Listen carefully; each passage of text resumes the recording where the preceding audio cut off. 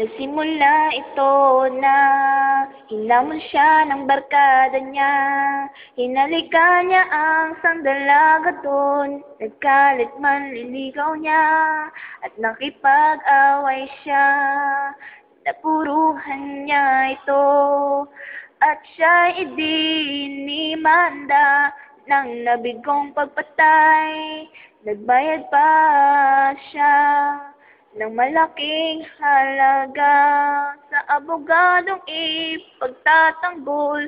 Siya buti na lang na ipanalo niya ang kaso dahil kung hindi kulong na siya ngayon, pagkatapos nun ay ipanalo niya ang kaso dahil kung hindi kulong na siya ngayon, pagkatapos nun ay kinasal, ipanalo niya ang kaso dahil kung hindi kulong na siya ngayon, pagkatapos nun ay kinasal siya sa babaeng kabayan niya.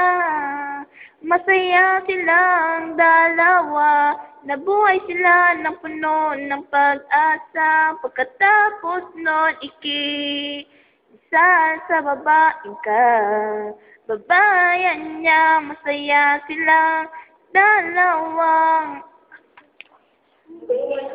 pagkatapos nun ay kinasal siya sa babaeng kabayan niya.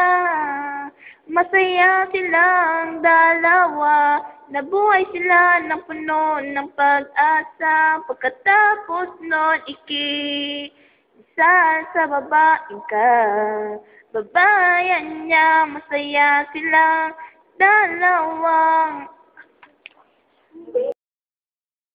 masaya silang dalawa, nabuhay sila ng puno ng pag-asa. Pagkatapos nun ikisal sa babaeng kababayan niya. Masaya silang dalawang